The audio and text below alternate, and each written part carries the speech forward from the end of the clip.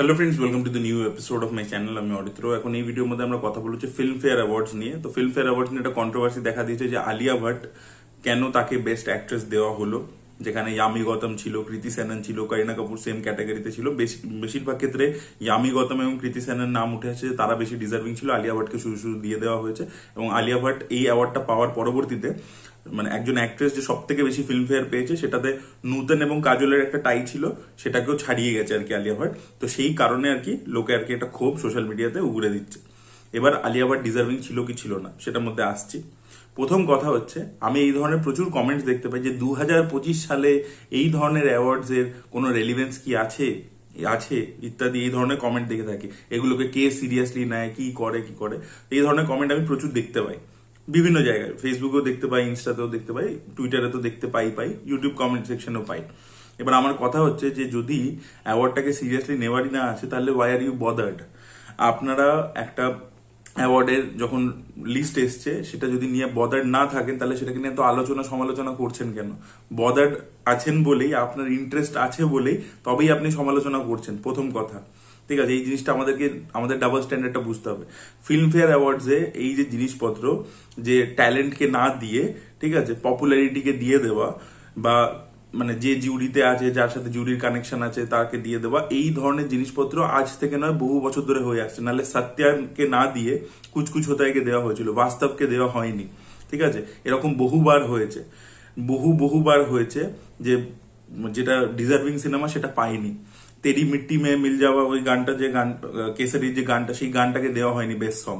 তো এই জিনিসপত্র বহুবার হয়েছে এবং প্রত্যেকবারই লোকের রেঞ্জ দেখতে পাওয়া যায়। তার মানে লোকে কিন্তু ইন্টারেস্টেড। তো দর্শকের এই যে কথাটা বলে দেওয়া যায় এই অ্যাওয়ার্ডগুলোর কোনো রেলিভেন্স নেই ইত্যাদি ইত্যাদি, দেখুন এটা তো ফ্যাক্ট যে সত্যি আজকে ন্যাশনাল অ্যাওয়ার্ডে কি ধরনের বায়াসনেস আমরা দেখতে পাই। ন্যাশনাল অ্যাওয়ার্ড চিরকাল আনবায়াস ছিল একটা টাইম অবধি, সেখানে ন্যাশনাল অ্যাওয়ার্ডে অবধি আর কি একটা বায়াসনেস কাজ করছে, সেটা আমরা পরিষ্কার রেজাল্ট দেখে বুঝতে পাই। তো তাহলে এই ধরনের অ্যাওয়ার্ড যেহেতু চিরকাল হয়ে এসছে, সেটা তো আমাদের চোখের সামনে ক্লিয়ার, মানে হিস্টোরিক্যালি হয়ে এসছে। তো আজকে হঠাৎ করে আমরা নতুন কিছু এক্সপেক্ট করছি কেন এটার থেকে? এখানে এরকমই হবে। এই কাজলকে বেস্ট অ্যাক্ট্রেস দিয়ে দেওয়া হয়েছিল, সামনে তাবু ছিল চান্দিবারের জন্য, তাকে দেওয়া হয়নি। তো এরকম জিনিসও হয়েছে কিন্তু আগে পাস্টে। এবার ব্যাপার হচ্ছে আলিয়া ভাট কি ডিজার্ভিং জিগরার জন্য? কথাটা হচ্ছে কি, আলিয়া ভাট কিন্তু জিগরাতে যথেষ্ট ভালো পারফরমেন্স দিয়েছে, ছবিটা চলেনি।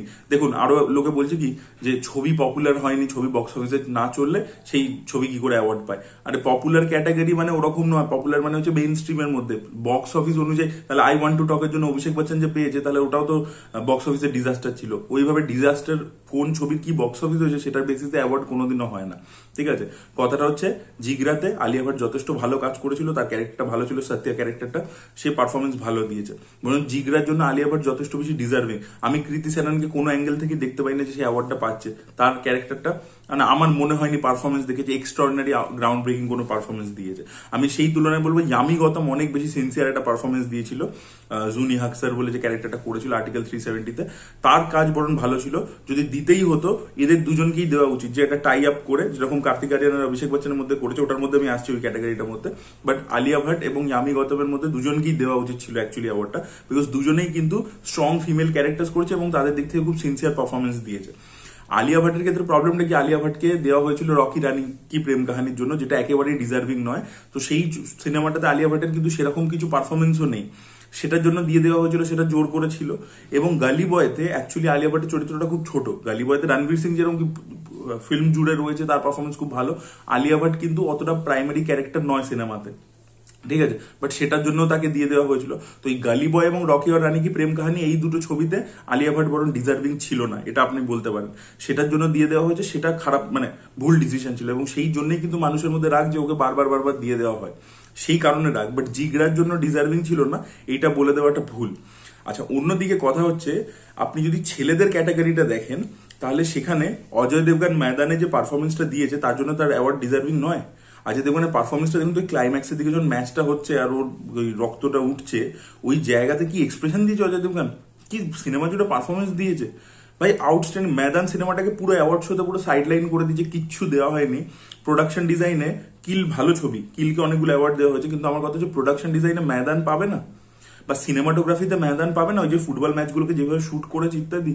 তো এই ক্যাটাগরিগুলো তো ময়দানকে দেওয়া উচিত ছিল, ময়দানকে কিচ্ছু দেয়নি। এবং পপুলার ক্যাটাগরি যেটা ছিল, সেখানে অ্যাকচুয়ালি পাওয়া উচিত ছিল অজয় দেবগানের, ঠিক আছে।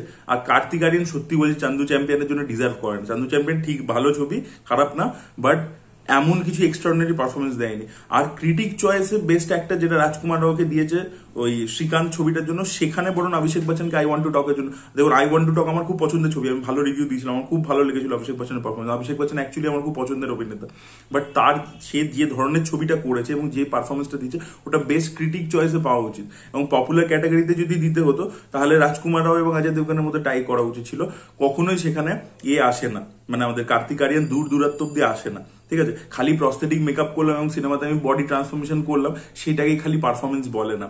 তো কার্তিক আরিয়ানের বরং সত্যপ্রেম কি কথাতে পারফরমেন্স অনেক বেটার ছিল। যদি পারফরমেন্স ওয়াইজ দেখেন যে অভিনেতা কিভাবে অভিনয়টা করছে, আমি খালি ফিজিক্যাল ট্রান্সফরমেশন করছি, বিভিন্ন লুক নিয়েছি, এটা বয়স্ক চরিত্র প্লে করছি, সেই জন্য আমাকে বেস্ট একটা দিয়ে দেওয়া হয়েছে, এটা কোনো ভাবে মানে কার্তিক আরিয়ানটা একেবারেই ডিজার্ভিং নয়। এবং ময়দানকে যেটা বললাম যে বহু টেকনিক্যাল অ্যাওয়ার্ড দেওয়া হয়নি। লাপাতা লেডিজের ক্ষেত্রে কিন্তু ওভারকিল করে দেওয়া হয়েছে, প্রচন্ড বেশি অ্যাওয়ার্ড। লাপাতা লেডিজ ভালো ছবি, কিন্তু সব অ্যাওয়ার্ডসই যেন লাপাতা লেডিজকেই দিয়ে দেওয়া হয়েছে, এটাও কিন্তু ঠিক নয়। আপনি দেখুন, এই যে বেস্ট সাপোর্টিং অ্যাক্ট্রেস এখানে দেওয়া হয়েছে ছায়া কাদমকে, ভালো অভিনেত্রী, উনি খুবই ভালো কাজ করছে লাপাতা লেডিজে, বাট জানকী বডিওয়ালাও তো ডিজার্ভিং ছিল, ঠিক আছে। তো সেই জিনিসটা বা এবার ব্যাপার হচ্ছে কি আপনাকে এই মানে পিক আপটা করাটাও খুব মুশকিল। রাঘব জুয়েল কিলে কিন্তু খুব ভালো পারফরমেন্স দিয়েছে, কিন্তু তাকে কিন্তু অ্যাওয়ার্ড দেওয়া হয়নি। রবি কিষানও কিন্তু ভালো দিয়েছে লাপাতা লেডিজে, তাকে দেওয়া হয়েছে। এবার এই ডিসিশন গুলো নেওয়াও খুব কঠিন হয়ে যায়, ঠিক আছে, যে আপনি কাকে দেবেন, কারটা বেস্ট। এবং ওইভাবে আমির খান একটা খুব সুন্দর এক্সপ্লেনেশন দিয়েছিল যে আপনি কি মানে প্যারামিটারটা তো সেম নয়, সিনেমাগুলো ডিফারেন্ট, প্রত্যেকটা সিনেমাতে। আজকে লাপাতা লেডিজের রবি কিষান খুব ভালো পারফরমেন্স দিয়েছে, দারুণ কমেডি করেছে। আর অন্যদিকে কিলে রাঘব জুয়েল যে পারফরমেন্সটা দিয়েছে সেটাও আউটস্ট্যান্ডিং।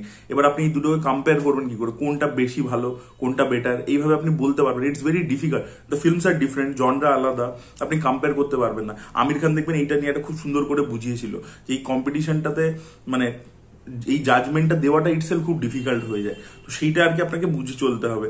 তো সেই কারণে আলিয়া ভাটকে নিয়ে যে একটা মানে র্যান্ট চলছে সোশ্যাল মিডিয়াতে, সেটা কিন্তু একেবারেই জাস্টিফাইড না। আপনারা ভেবে দেখবেন, জিগরা ছবিটা আবার চালিয়ে দেখুন। জিগরা ছবিটা হয়তো বক্স অফিসে চলেনি, হয়তো ছবির মধ্যে আপনি কোনো সমস্যাও পেতে পারেন, বাট আলিয়া ভাটের পারফরমেন্সটা ভালো করে দেখবেন। তো এটাই বলা ছিল। এবং অজয় দেবগনকেও দেওয়া হয়নি, ময়দান ছবিটাকে কিছু টেকনিক্যাল অ্যাওয়ার্ডসই দেওয়া হয়নি, লাপাতা লেডিসকে অত্যধিক বেশি দিয়ে দেওয়া হয়েছে, ঠিক আছে। তো সেই জিনিসপত্রগুলোও খারাপ হয়েছে কিন্তু, তো সেটাও কিন্তু সেটা নিয়েও কথা বলা উচিত। বা স্ক্রিন প্লে হিসাবে যদি আমি বলি যেটা লাপাতা লেডিস পেয়েছে, সেটা অ্যাকচুয়ালি আর্টিকেল 370 পাওয়া উচিত, কারণ আর্টিকেল 370 কে বেস্ট স্টোরি দিয়েছে, র্যাদার ওটাকে দেওয়া উচিত ছিল হচ্ছে বেস্ট স্ক্রিন প্লে। বিকজ এই আর্টিকেল 370 যেভাবে টেনশনটা বিল্ড আপ করে না, ওরা একটা একটা করে ব্লকেজ দিয়ে that screen play is much more tight, well research, খুব ভালো লাগে দেখতে।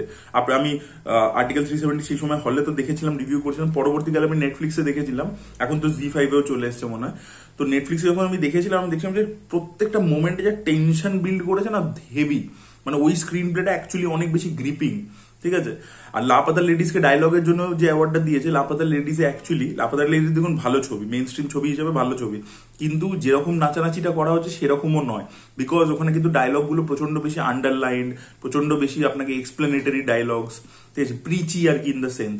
তো সেই তুলনায় কিন্তু অন্য ছবিও ছিল যেগুলো ডায়লগ রাইটিং কিন্তু আরো বেটার ছিল, তো সেগুলোকে কনসিডারই করা হয়নি একতরফা লাপাতা লেডিস। যেরকম লাপাতা লেডিসের যে অ্যাক্ট্রেসরা পেয়েছে তারা ডিজার্ভিং, ঠিক আছে, বা ছায়া কাদম পেয়েছে ডিজার্ভিং, রবি কিষান পেয়েছে ডিজার্ভিং, বাট অন্য সব অ্যাওয়ার্ডই দিয়ে দেওয়া। আবার অন্যদিকে দেখুন স্পার্শকে দেওয়া হয়নি, স্পার্শও তো ভালো অভিনয় করেছিল ছবিটার মধ্যে, তার পারফরমেন্সও কিন্তু খুবই ভালো ছিল, কিন্তু তাকে তো দেওয়া হয়নি।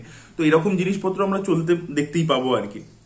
তো খালি একটা ক্যাটাগরি নিয়েই ক্রিটিসিজম হবে, বাকিগুলো নিয়ে কোনো ক্রিটিসিজম হবে না।